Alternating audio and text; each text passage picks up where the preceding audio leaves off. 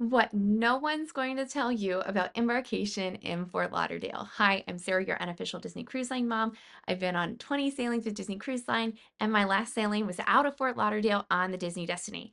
And today we're going to talk all about Fort Lauderdale, Port Everglades, and embarkation from that port. There are a lot of myths and a lot of misunderstandings about Fort Lauderdale, and we need to talk about it and talk about how you can have the best time before your cruise. Okay, let's jump right in. Number one, there are many ways to get to Port Everglades and Fort Lauderdale, but there are some things under the hood that you need to know about before you even try.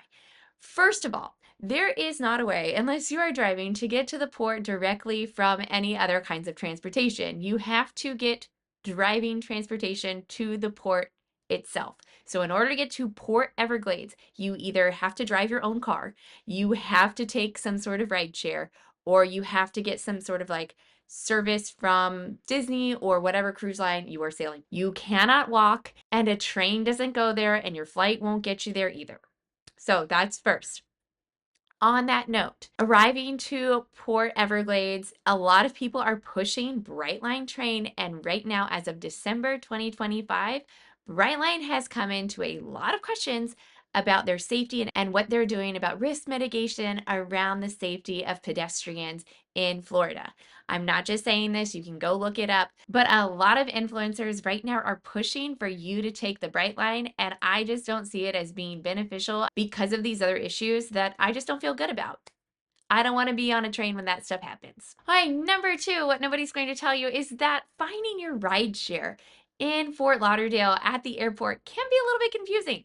So this is kind of how it all plays out. You're going to get off your plane, right? You're going to go get your luggage, yes? And then we're going to walk out and we're going to go like down this way. We're going to go out the doors and then we're going to make a hard left turn, okay? When you make that hard left turn, it looks like you're not going where you should be going, and that's actually where you're supposed to be going. It's just a weird area where you meet your rides, and I don't know. It's weird, but that's where it is.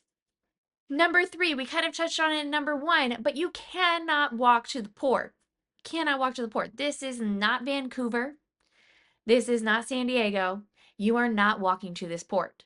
So, that said, just make your travel arrangements accordingly, your stay accordingly. Number four, on that note, because you can't walk to the port, the city isn't that big. And so there's no need to really stay right next to the port. Port Everglades is just like a subpart of Fort Lauderdale. It is not like Port Canaveral is to Orlando, where there's like an entire hour drive and it's like it takes a long time to get from point A to point B. No, Fort Lauderdale, like the city of Fort Lauderdale, is like a 15-minute drive to Port Everglades. So the city is not this big city where you need to figure things out. No, you're not going to Miami. No, this is all right here. So you can stay where you want to stay. And that leads us to our next point. Your vibe and your timing should dictate where you stay in Fort Lauderdale and not anything else.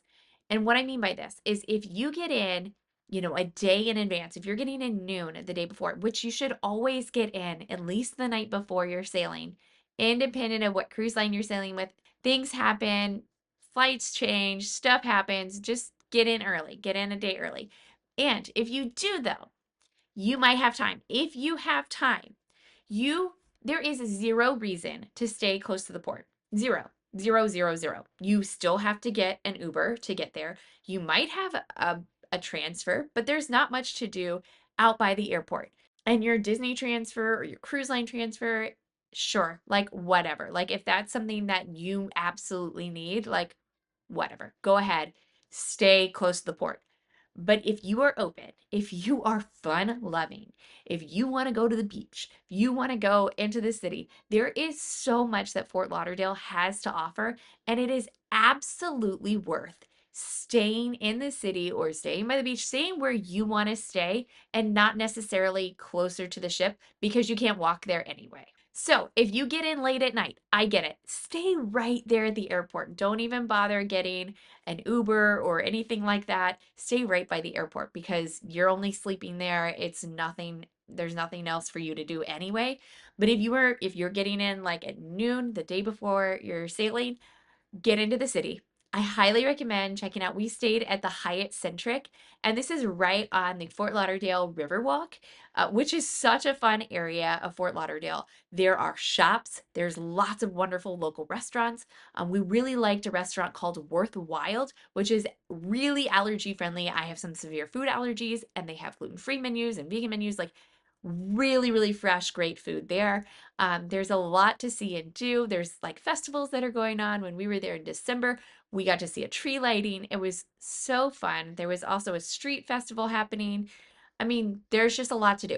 There's historic landmarks that are interesting to see. There's the Museum of Science and Discovery that is in walking distance of this hotel. There's free water taxis that take you around the waterfront. This is where I recommend staying because there's so much to do and just a great time. On that note, like I said, the city has so much to offer. We only got to experience just a little bit. I think in my mind, I thought Fort Lauderdale was like, I don't know, the like ignored little sister of Miami. And I thought it would just be like lame and boring because Miami is such a great place and such a cool vibe. There's like South Beach. I mean, there's just so much in Miami that is just a fun time. And so I just expected Fort Lauderdale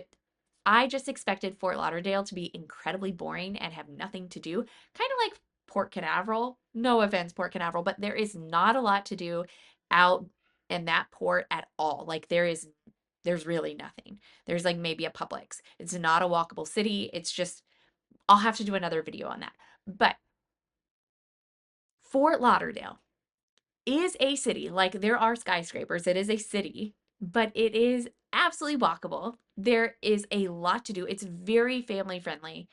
We had a lot of fun on the Riverwalk. I would absolutely bring my 4 kids along with me because of everything that is right there. There's coffee shops, there's bakeries and restaurants and that Riverwalk that is so accessible. There's that science museum that even has a cool little, no, it's not little at all, this massive marble run that is kind of open to the public. So you can just walk there and just hang out there. And it's just a lot of cool things to see and do.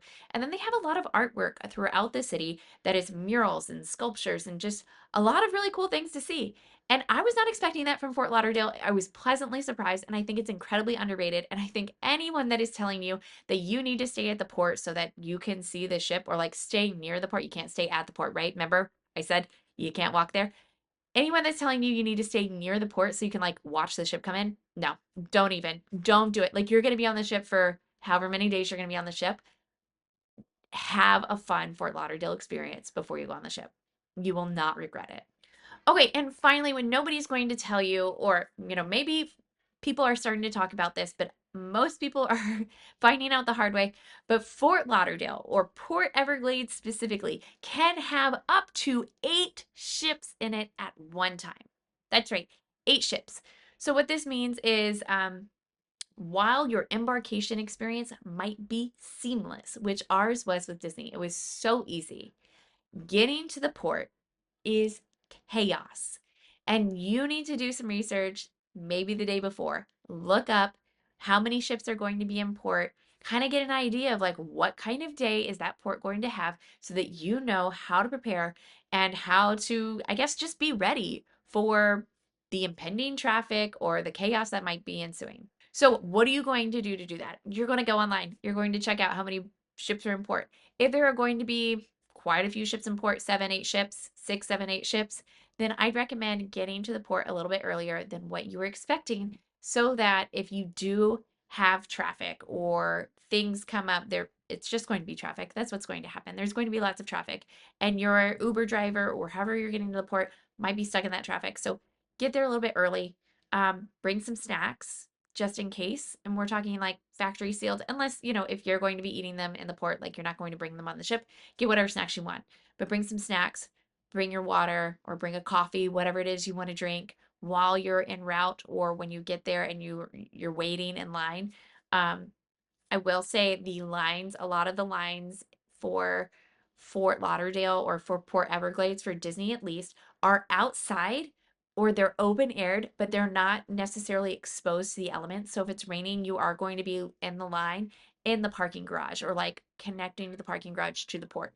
So it is covered, so you don't have to worry about that. But if it's cooler, I mean, we were there in December and we didn't need a jacket or anything, but maybe bring a jacket, a sweatshirt, or be ready in case it's going to be really hot. I wouldn't wear your long sleeve stuff if it is summertime in Port Everglades or Fort Lauderdale because it is right next to Miami. It is very warm. So just something to know.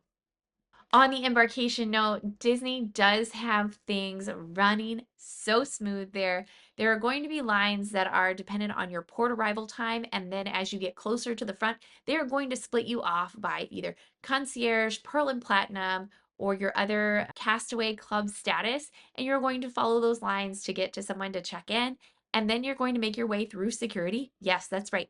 You check in first, and then you go through security, and then you're good to go, which is very different. Okay, maybe it's not super different, but it is a little bit different than the way they do it at Port Canaveral, which there are two different ports. There are two different